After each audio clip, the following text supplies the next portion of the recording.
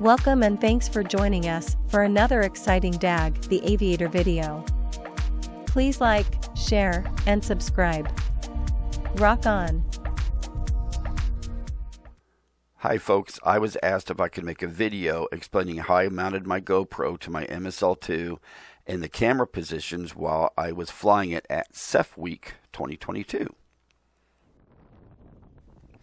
This is what I call camera position number 1. It was basically so I could just kind of have a wide angle looking off the aft of the aircraft, but also get the robotic baby's head as it moved. The camera I use on this is a GoPro 8 Hero Black, I think it's called. But taping it down to your aircraft is one of the things that you really need to think about what you're going to do is how are you going to secure the camera to your plane. Most people don't want to put screws or bolts in their airframe, so taping is kind of the way to go. But you're going to have some kind of a plate that fits on the bottom of your GoPro that you can use, a tape to make it work. So I had to scratch my head and actually had to create something custom so that it could fit different parts of my airframe and my fuselage. That was my biggest challenge, was how was I going to mount the cameras. But each of these views were for basically specific reasons that I chose, and I'll describe that more here in a second. So this is what I call camera position number 2, but I want to talk a little bit about the tape that I hold the camera down with. It's Gaffer's tape. It's made for the television and film industry and theater industry, and those industries I've worked in. And it is not duct tape. Duct tape will leave a residue on your airplane, but this tape sticks really, really good, and it could pull the paint off. This plane is monokote and blue Krylon, so you got to be very careful using Gaffer's tape, but you don't want your camera falling off your airplane and hitting somebody. So it's just important that you buy a good quality tape. Now, I buy this from a company called Barbizon Lighting. I'll put the link in the description below. But this tape is absolutely fantastic. Doesn't leave a residue on your plane. Super sticky and will last forever. Now this camera angle here is just kind of a goofy one where I wanted to get closer to the robotic baby's head and they're turning and doing its thing. But yeah, that's pretty much this camera position here. And it works really, really good. But you can see my Gaffer's tape in the picture, which kind of ruins the picture. This is camera position number 3, and I chose this one because I wanted to be out into the wing some, but not out at the tip of the wing. And I wanted to get the landing gear, but the widest angle shot too, because I've got the robotic baby moving the head too. And when I'm mounting cameras on airplanes, I'm trying to think of what the entire frame looks like. I've been lucky enough in my life, in my industry, to be around a couple of producers and a couple of directors for photography, the DPs, and they always talk about you want to look at the entire image. What's the entire frame taking in, not just what's at the center of the frame. And so anytime I'm mounting on the airplane, I'm trying to get as much as what's going on as I can possibly fit, if I can say that right. This is camera position number 4, which is one of my most favorite. Look at the other end where the other wing is. You can't see the wing. I want you to notice when I take off, you see the wing flex. Also, you can see most of the flying surfaces move here. You can see the aileron to the right. You can see the rudder and elevator. You can just see so much of the world through this. I just love this camera position. You can notice, though, I did a dopey thing again. You can see my Gaffer's tape at the bottom of the frame. But when you look at this whole frame, you're just seeing the whole world when I fly, and at least off the other end. But watch when I take off here, you actually see the wing kind of poke up here. See the wing popping up there? And now you can clearly see the wing, the right wing, and now you got a lot of wing visible over there. That's how much this wing flexes. And it's designed to do that, folks. It's got a big carbon fiber spar, 1.5-inch tube, thick wall tube. So it's made to bend. And but watch right here. You get so much of the world in the background there. And this is SEFF the fly-in down in Americus, Georgia. But I love seeing the aileron move here, the elevator, the rudder, the robotic head turn, and this is just such a cool camera angle. It's one of my favorite. It's stellar.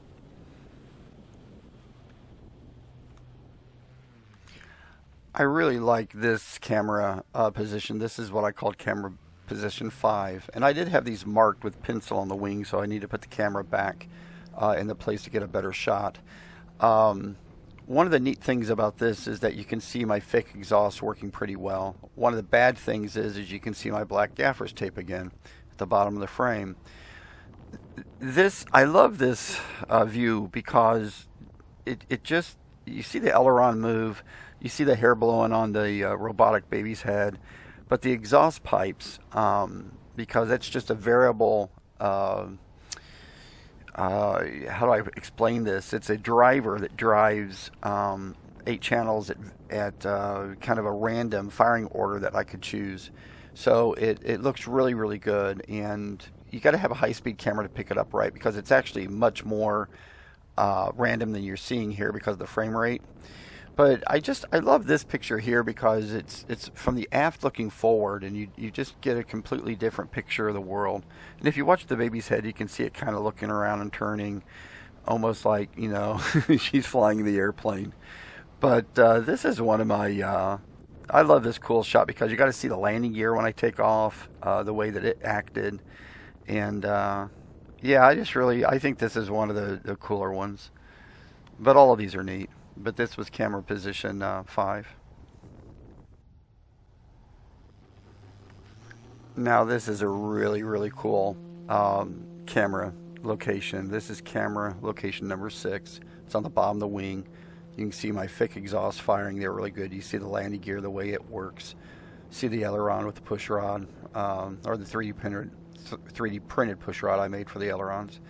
And but this is just really cool. I love this shot. But this was primarily to see how the landing gears interact and the fake exhaust. And one thing I love about monokote is if you wax the monokote, it's really shiny. It's a beautiful way to, you know, cover your airplane. And you know, the blue is, like I said earlier, Krylon blue, and then I took my airbrush and some black paint and sprayed the fake exhaust remnants on the side of the fuselage. But this is just a really, really cool angle, and just the fact you get to see the landing gear so well.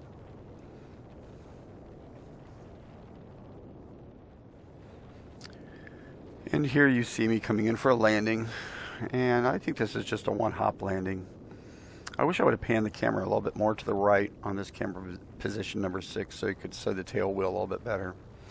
One neat thing about this airplane is it has differential brakes. So when I land here, on the second landing here, right here, you can see she stops really, really quick right here, and then she turns. So I have brakes on this airplane, and they're independent of differential.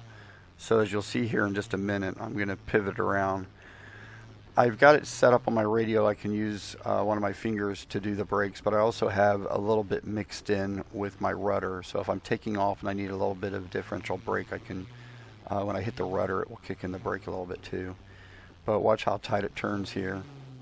See, I got that one wheel locked up, and I turned it right on a pivot. And now I'm going to pull it right up in front of my tent makeshift hangar I made. And I'll pivot it again here. Right there. Rev it up and pivot it. Yep, how cool is that? So this is cam position number 7. This isn't the most exciting position. I mean, it gets some good views, but I just wanted to try to get under the wing looking up at the cockpit.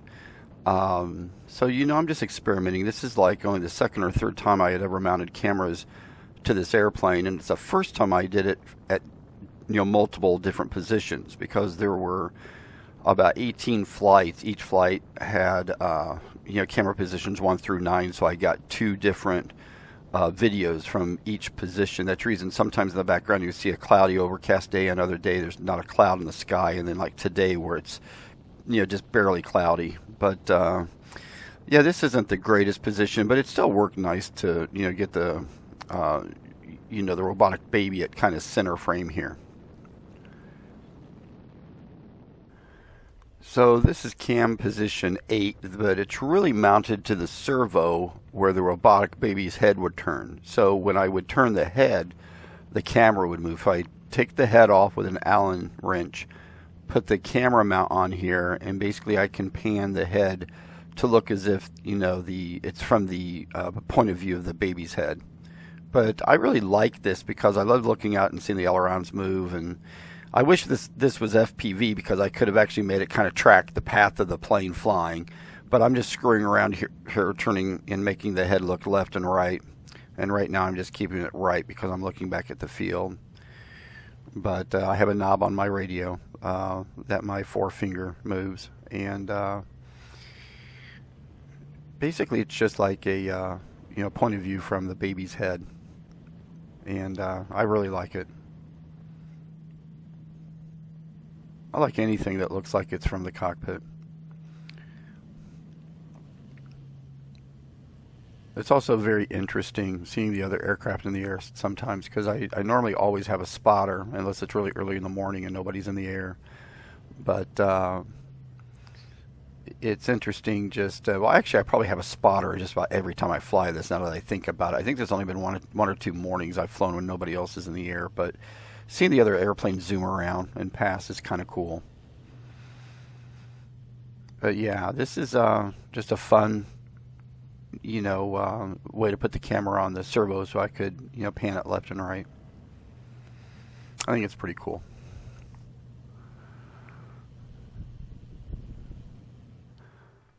Now I call this cam position 8.2 because the other one was 8, which was the baby's head, but this is just aft of the baby's head. So it's still very close to the same position. So I actually call this cam position 8.2. And I really enjoy this one because it's neat seeing the hair blow. It's neat kind of seeing almost the point of view, but just being right behind the baby's head I thought was really, really cool. And you could see a shadow there for a minute of the camera up here. But, you know, I just experiment with all these different places to mount the camera. Now, sometimes when you mount a camera, though, it really exposes that you're flying a model. Like, you can see sometimes down in the cockpit from this angle, and you can see the balsa wood and that I have an unfinished cockpit and stuff like that, and that irks me because sometimes I wish I would have finished, you know, the cockpit. This airplane's so massive at 188 wingspan. It would have been really neat if I would have finished the cockpit and had the legs and, you know, the arms and everything in there. But there's only so much I can also do. You know, there's a certain point where I just want to love flying the airplane and just get the plane into the air.